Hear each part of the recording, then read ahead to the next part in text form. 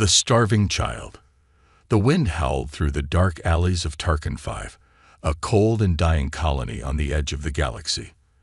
The towering buildings, once full of life, now stood like silent tombstones.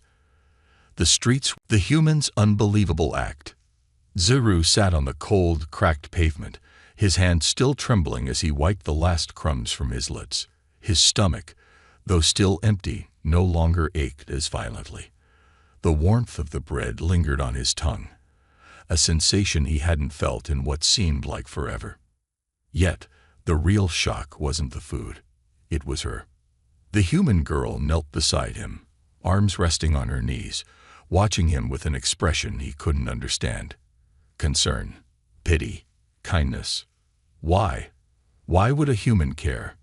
For as long as he could remember, the elders had warned him about humans. They were greedy, selfish, and dangerous. They destroyed worlds, conquered civilizations, and took whatever they wanted without mercy. And yet, this one had given him food. Zuru's throat was dry, not from hunger but from confusion. This didn't make sense.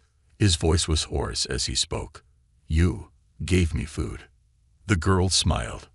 "Yeah." Zuru shook his head, blinking rapidly. "But why?" She shrugged, as if the answer was obvious. "Because you needed it." Zuru's head spun. That answer made no sense. No one gave food to the weak. No one helped the dying. The rule of Tarkin 5 was clear. Only the strong deserved to live. And yet here she was, proving everything he knew wrong. "What's your name?" she asked. Zuru hesitated. Giving a name meant trust. Trust was dangerous. She must have noticed his hesitation because she chuckled. "All right. No name then. You can call me Emily." She stretched out her hand, palm up, waiting for him to shake it. Zuru stared at it. A human was offering to touch him. On Tarkin 5, no one touched the weak. The weak were ignored. The weak were invisible. And yet, Emily saw him. Slowly, uncertainly, he reached out. His small, clawed fingers barely brushed her skin before she grasped his hand and shook it firmly. "See, not so bad, right?" she said, her voice light. Zuru didn't answer. He was still trying to understand what was happening. Then, Emily stood up and dusted off her pants. "Come on, kid. You can't stay here." Zuru stiffened. "What?" She gestured toward the dark alley. "You're starving. You need real food, not scraps. And a place to sleep. Let's go." Zuru's mind raced. Go with her? Leave this place? Was that even possible? I can't," he muttered, shrinking back. "This is my home." Emily gave him a long look. She didn't laugh. She didn't mock him.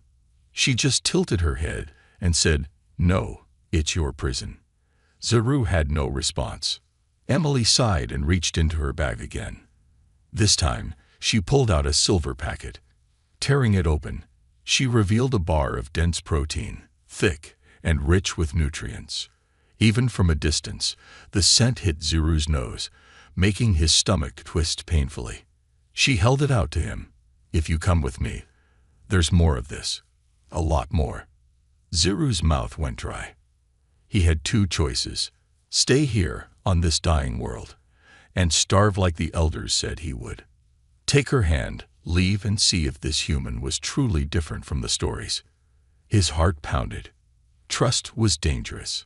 Trust got people killed. But hunger was worse. With slow, shaking hands, Zuru reached for the protein bar. He grabbed it and tore off a chunk with his sharp teeth, chewing desperately. It was the best thing he had ever tasted.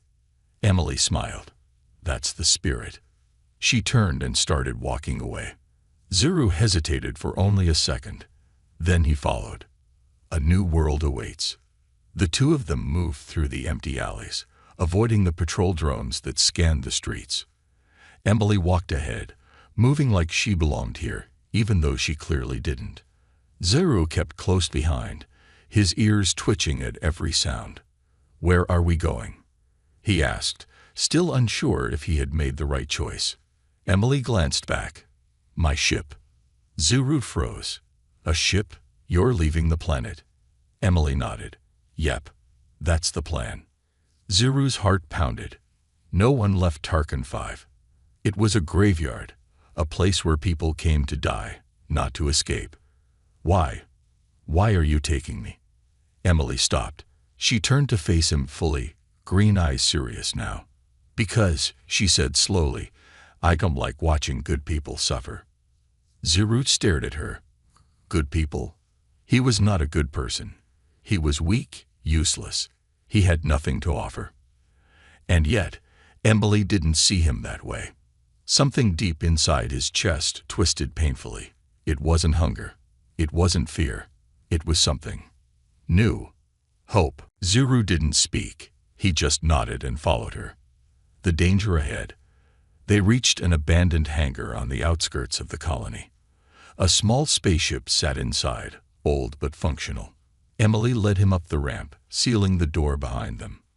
All right, she said, strap in. We're getting out of here. Zuru hesitated. What if the colony stops us? Emily smirked, flipping a switch. The engines roared to life. Then they'll have to catch me first. For the first time in his life, Zuru wasn't running from death. He was running toward something new. But deep in the colony, someone had already noticed the ship's power-up sequence. And they weren't going to let them leave so easily. A dangerous secret. The engines of Emily's ship roared to life, shaking the ground as the thrusters powered up. The dim blue glow of the exhaust reflected off the cold metal walls of the abandoned hangar, casting long shadows. Zuru sat in the co-pilot's seat, his small hands gripping the armrests tightly. His heart pounded in his chest. This was it. He was leaving Tarkin 5. A world where he had only known hunger, pain, and loneliness. A place where the strong ignored the weak. A planet that had sentenced him to die. And yet, he felt afraid. Emily, sitting in the pilot's seat, tapped a few buttons on the control panel. The screens flickered to life, displaying the ship's systems. She adjusted a few levers, a focused look on her face. All right, kid. Hold on tight. This might get bumpy. Zuru swallowed hard. He had never been on a spaceship before. He had never even seen the stars beyond the dark, polluted sky of Tarkin 5. Emily grinned. Here we go. She pulled the throttle back, and the ship lurched upward. For a moment, Zuru felt weightless, his stomach twisting in panic as they lifted off the ground. His claws dug into the seat. The ship rumbled as they cleared the hangar, breaking through the colony's outer zone. For the first time, Zuru saw the sky open up before him. A vast, endless darkness stretched out beyond the clouds, speckled with shimmering stars. It was beautiful. It was terrifying. And then, alarms started blaring. Emily's grin vanished. She quickly scanned the radar. Red dots appeared on the screen. Damn it, she muttered. We've got company. Zuru turned to the window, and his stomach dropped. 3 patrol ships were closing in. The colony had noticed their escape. They're going to shoot us down. Zuru gasped. Emily's fingers flew across the controls. Not if I can help it. The ship jerked to the side, narrowly dodging an energy blast from the pursuing vessels. Zuru was slammed against the seat, his breath knocked from his lungs. Emily flipped a switch, and the ship's rear thrusters ignited at full power, sending them rocketing forward at an impossible speed. The colony ships followed. Zuru's claws dug into his seat. We can't outrun them. Emily smirked. We're not outrunning them. We're outsmarting them. She pulled the ship into a tight spin, diving toward the atmosphere. The colony ships followed, trying to lock onto them with their weapons. Come on, just a little closer, Emily whispered, eyes locked on the screen. The patrol ships closed the distance, their weapons charged up, glowing with deadly energy. And then, Emily pulled a lever. The ship's wings retracted, the engines cut power, and they suddenly dropped like a rock. Zuru's stomach flipped as the ship plummeted downward. The enemy ships, moving too fast, overshot them. Emily grinned. Gotcha. She reignited the engines, the ship blasting off in the opposite direction, escaping into the upper atmosphere before the patrol ships could correct their course. Ziru's head was spinning. You planned that?" he asked, breathless. Emily winked. "I told you. I don't lose." The colony ships were still searching for them below, but they had already broken free of Tarkin V's gravity. Ziru turned to look out the window, and his breath caught in his throat. Space. Endless, dark, and full of stars. He had never seen anything so vast. So free. For a moment, he forgot about hunger. He forgot about fear. And then, Emily's ship computer beeped. A transmission signal. Emily's smile disappeared. She hit a button, and a deep, gravelly voice came through the speakers. "This is Warlord Khazur of the Valyrian Empire. The child belongs to us. Surrender him now, or be destroyed." Ziru froze. His blood ran cold. They knew. Emily turned to look at him, frowning. "You want to tell me what that's about, kid?" Ziru's hands clenched into fists. I don't know," he lied. But deep down he did. They weren't chasing Emily. They were chasing him. He was more than just an orphan from a dying colony. He was something much, much bigger. And now, the entire Valyrian Empire was after him. Emily sighed, rubbing her temples. "You know, I really hate getting mixed up in galactic conspiracies." She turned to the controls and punched the hyperdrive. The stars stretched into long streaks of light, and they were gone. But in the darkness of space, Warlord Khazur watched their trail.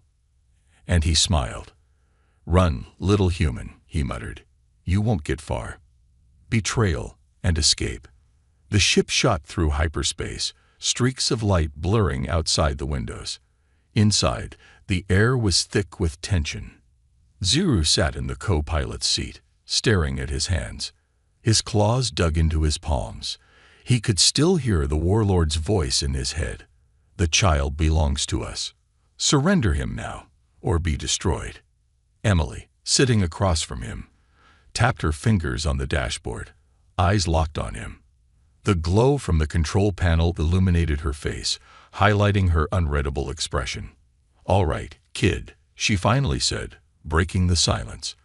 "I'm gonna need some answers. Right now." Ziru flinched. "Answers," he repeated, stalling for time. Emily leaned forward. "Yeah, answers. Because last I checked, random street kids don't get warlords threatening to destroy an entire ship just to get them back." Her green eyes narrowed. "So, what are you?" Ziru swallowed hard. The truth clawed at his throat, begging to be spoken. But he had been raised to keep secrets, to never reveal what he was. Yet Emily had saved him, fed him, risked her life for him. He exhaled slowly. He hesitated. "I don't know exactly." Emily crossed her arms. "Try again." Ziru sighed, his small shoulders slumping. "I was born in the royal sector of the Valyrian Empire," he admitted. "My parents, they were important. I think. I never met them." Emily's eyes flickered with recognition. "You're a royal." Ziru nodded. "But when I was a baby, something happened. A coup, I think. Someone overthrew my family. They killed everyone, except me." Emily's lips parted slightly, but she stayed quiet, letting him continue. "I was smuggled off-world by a rebel faction," Ziru said, his voice barely above a whisper. "They hid me on Tarkin 5, told me to stay low, stay hidden. But then they disappeared. And I was left alone." Emily let out a slow whistle. "So let me get this straight. You're not just some orphan. You're a missing heir to an empire." Ziru grimaced. "Technically, yes. But I don't even know if I have a claim to anything anymore. Warlord Khazur rules now." Emily ran a hand through her short brown hair. "And now that he knows you're alive, he's coming for you." Silence settled between them. Then the ship shuddered violently. Alarms blared, red warning lights flashing across the control panels. Emily snapped to attention, hands flying to the controls. "What the hell? We're still in hyperspace," she shouted. Zuru's heart raced. "We're being pulled out." The ship lurched, hyperspace trails collapsing around them as the stars snapped back into place. A massive Valyrian battleship loomed before them, its dark, jagged form blocking their escape. Emily cursed under her breath. "Damn it. How did they track us?" Zuru paled. "They must have put a tracer on the ship before we left Tarkin 5. The battleship's comms lit up. A deep, chilling voice echoed through the cabin. "Emily Carter, your ship is disabled. Surrender the child, and you will be spared." Emily's knuckles whitened as she gripped the controls. "Like hell I will." The ship shook again, but this time, it wasn't a weapon strike. Something inside the ship was wrong. Zuru's ears twitched. Footsteps. His blood ran cold. "Emily," he whispered, "we're not alone." Before she could react, a blast door slammed open. 3 Valyrian soldiers stormed inside, weapons raised. Emily spun around, drawing her pistol in a flash. But it was too late. A 4th figure stepped in behind them, a familiar face. Keth. Emily's breath hitched. "You." Zuru felt his stomach drop. Keth was the alien who had helped Emily repair her ship on Tarkin 5. A friend. Or so they had thought. "I'm sorry, Emily," Keth said, voice laced with regret. "But I can't let you keep him." Betrayal. Zuru felt it like a blade to his chest. Emily's grip on her gun tightened. "You sold us out." Keth looked away. "I had no choice. Warlord Khazir controls everything. He promised me safety if I turned you in." Emily let out a cold laugh. "And you actually believed him?" Keth hesitated, but before he could respond, one of the soldiers swung the butt of his rifle straight into Emily's head. She collapsed instantly. "No!" Zuru shouted, scrambling toward her, only for a soldier to grab him by the collar. Pain shot through his skull as he was slammed against the wall. The last thing he saw before everything went dark was Emily's unconscious form being dragged away. Captured. Zuru's head throbbed. His body ached. He was cold. When he finally opened his eyes, he found himself in a cell. Dim red lights flickered above. The walls were made of reinforced metal, humming with energy. The air smelled sterile and metallic. And then he saw her. Emily was on the other side of the cell, still unconscious. A dark bruise had formed on her temple where the rifle had hit her. Zuru scrambled toward her. "Emily." He shook her gently. "Wake up." She groaned, eyes fluttering open. "Ugh, remind me to shoot Keth next time I see him." Zuru let out a breath of relief. "What do we do now?" Emily slowly sat up, rubbing her head. "First, we get out of here." A loud metallic clank made them both look up. The cell door slid open. 2 heavily armed guards stepped inside. And between them, Warlord Khazir. His towering form filled the room, dark armor reflecting the dim red lights. His golden eyes gleamed as he looked down at them. A slow, cruel smile spread across his face. "So," he said, voice deep and powerful, "the last hair of Valyria finally returns home." Zuru's blood turned to ice. Emily stepped in front of him, shielding him. Khazir chuckled. "Brave little human." He tilted his head. "But bravery won't save him. Or you." Emily didn't flinch. "Try me." Khazir's smile widened. "Oh, I intend to." The chase begins. The cold, sterile air of the Valyrian battleship hummed with power. The walls were lined with intricate carvings of ancient victories, reminders of a long, ruthless history. And now, standing in the center of the dimly lit holding cell, Warlord Khazir loomed over his 2 captives like a shadow of death itself. Emily didn't move. She stood protectively in front of Zuru, her hands balled into fists, even though she was outnumbered, outgunned, and locked in a prison cell. Zuru felt like his lungs had stopped working. The warlord's golden eyes burned into him with a gaze so intense, it felt as if the air had thickened around him. So small, so fragile, Khazur murmured, staring at Zuru. And yet, my empire shook at the mere whisper of your survival. His voice was deep, layered with amusement, and something darker, something hungry. Emily spat at the floor. Yeah, well, maybe your empire should learn to mind its own business. Khazur let out a deep chuckle. And maybe you should learn when you are outmatched, human. Emily didn't blink. Funny thing about humans, we don't care. A flicker of annoyance crossed Khazur's face. His armored hand shot out, grabbing Emily by the throat. Zuru gasped, stepping forward, but a guard shoved him back against the wall. Emily choked, but her glare didn't falter. She didn't struggle, didn't beg. Khazur's grip tightened slightly before he let go. Emily staggered but refused to fall. Interesting, he mused. Most creatures tremble in my presence, but you are different.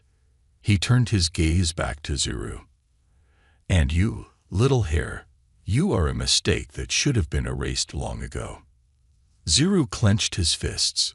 If you think I'm afraid of you, you're wrong. Khazur grinned, showing sharp teeth. Oh, I don't need you to fear me, boy. I only need you to understand one thing. He leaned down, so close that Zuru could see his reflection in those golden eyes. You have no future. Zuru's chest tightened, but before he could reply, an alarm suddenly blared through the ship. Khazur straightened, eyes narrowing. One of his guards tapped his communicator. Warlord, we have. The guard didn't get to finish. Because at that moment, the entire battleship shook.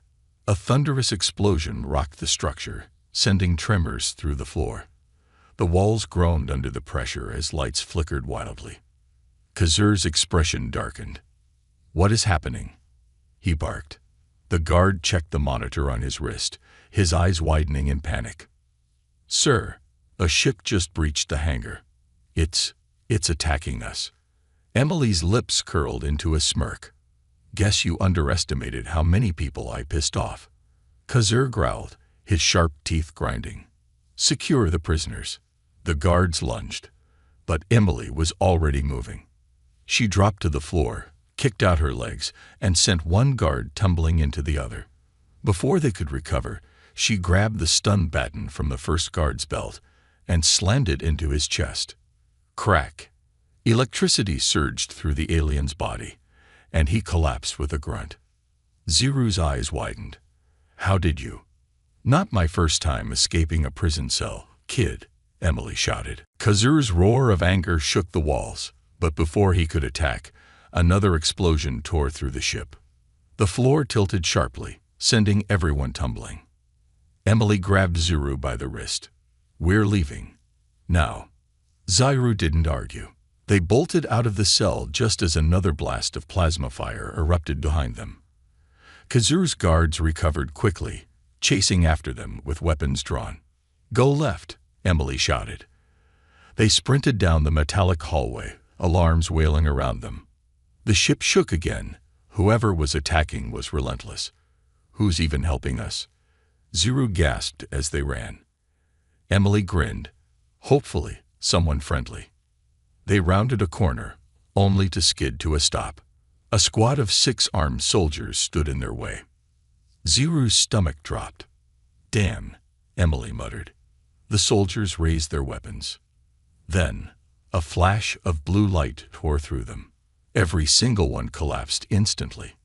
Zuru's mouth fell open. What? A familiar voice echoed through the hallway. Took you long enough, Carter. From the smoke, a tall humanoid figure emerged, carrying a massive plasma rifle. His mechanical left arm whirred as he reloaded. Emily's eyes lit up. Rail, you crazy bastard. Rail smirked. Miss me. Zuru had no idea who this was, but at this moment, he didn't care. Emily grabbed his wrist again. Come on, let's move. Rail led them through the chaotic corridors, blasting through more guards with precise shots. You stole a warlord's prisoner, Carter, he said, grinning. That's new, even for you. Yeah, well, Emily shot back. I like high-stakes games. They burst into the hangar, where a sleek black starship sat waiting. Its engines rumbled, thrusters glowing a brilliant blue. Get in, Rail shouted. They sprinted up the ramp, just as more guards stormed into the hangar. Seal the doors, Emily yelled. Rail slammed his fist into a panel, locking the ship down. Zuru barely had time to process what was happening before Emily shoved him into a seat and strapped him in. Rail fired up the engines. Hold on, he roared. The ship blasted out of the hangar, dodging incoming fire as it shot into open space. Zuru's hands gripped the seat tightly, his heart slamming in his chest. Emily whooped, pumping a fist in the air. Now that's an escape. Rail snorted. We're not out yet. Look behind us. Zuru turned, and his breath caught. Khizr's battleship was turning, preparing to fire. A massive plasma cannon hummed to life, glowing with deadly energy. They're going to fire, Zuru yelled. Rail didn't hesitate. He slammed the hyperdrive switch. The ship shuddered, then shot forward into hyperspace. Khizr's weapon fired, but they were already gone. The three of them sat in stunned silence. Then Emily grinned. That was fun. Zuru let out a long breath. Are you insane? Emily laughed. A little. Rail rolled his eyes. We're not in the clear yet. That warlord isn't going to stop. Zuru's chest tightened. Khizr wasn't done with him. He wasn't done at all. A shocking truth. The ship rocketed through hyperspace, its hull vibrating from the sheer force of the jump. The streaks of distant stars outside the cockpit stretched endlessly, blending into a river of light. Zuru sat in the co-pilot's seat, his small frame tense. His chest still heaved from the escape. His mind spun. His heart pounded. He was still alive.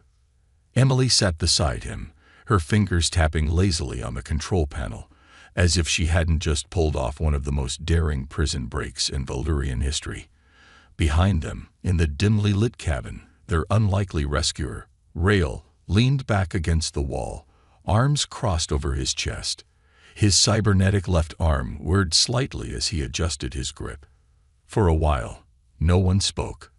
Then, finally, Rail broke the silence. All right, kid. Time to talk. Zuru flinched. He didn't know what to say. He just got kidnapped, nearly executed, and then saved by a lunatic. Emily said, smirking. Give him a minute. Rail. Rail sighed. He doesn't have a minute. We all don't. Khizr isn't going to stop hunting us. Zuru clenched his fists. He knew Rail was right. The warlord had spoken to him like he was nothing, like he had no right to exist. But if that were true, why go through all this trouble to capture him? Khizr said you were the last heir of Valyria. Rail continued, his dark eyes locked on Zuru. That true? Zuru hesitated. Then, slowly, he nodded. My family ruled the Valyrian Empire once, he admitted, before Khizr took over. Rail whistled lowly. Damn, that's big news. Emily raised an eyebrow. How big? Rail gave her a sharp look. Kid's not just a random heir, Carter. If what he's saying is true, he's the rightful ruler of the Valyrian throne. Zuru's stomach twisted. Rightful ruler? No, that didn't make sense. He was just a street orphan. A nobody. That can't be right, he muttered. I don't remember anything about ruling. You wouldn't, Rail said. Khizr must have wiped every trace of your existence from history. That's why you were left to rot on Tarkin 5.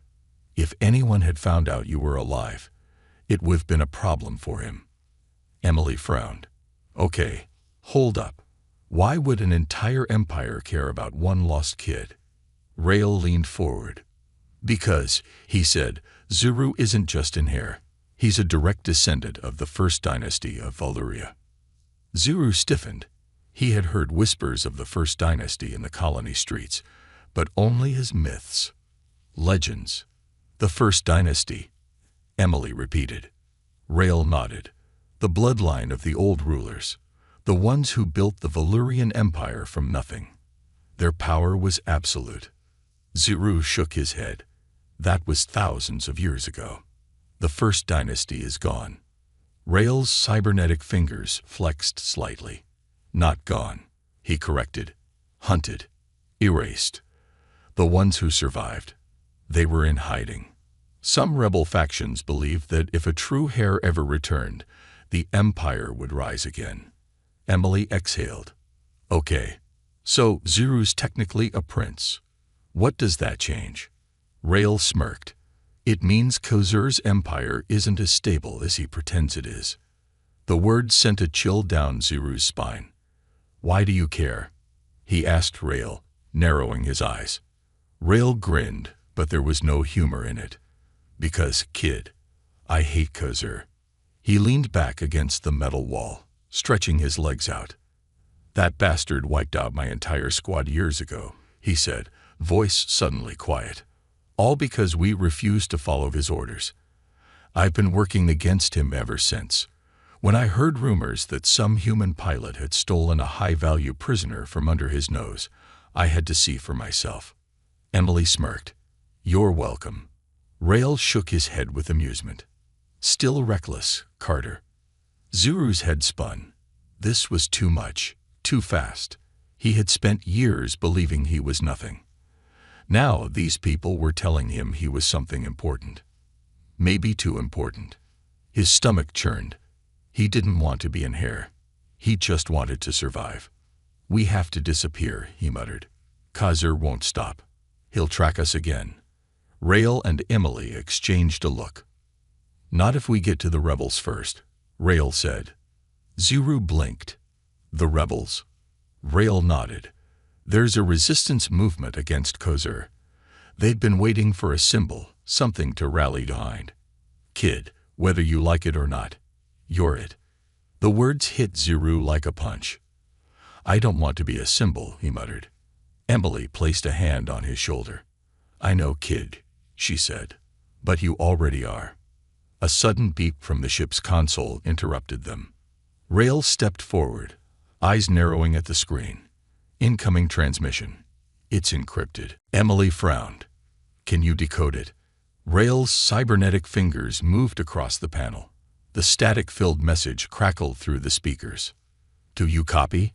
This is General Tavik of the Resistance. We know you have the boy. If you want to live, set coordinates to the following sector. The message cut off abruptly. A new warning alarm blared. Emily's fingers danced over the controls. Something's wrong. Rael swore. I see it. We've got an incoming ship. Zuru's heart slammed against his ribs. It's Khazur, isn't it? He whispered. Rael's eyes darkened. No, it's worse. Emily's face paled. What's worse than a warlord? Rael tapped the screen, zooming in on the approaching vessel. A massive dreadnought-class warship loomed ahead.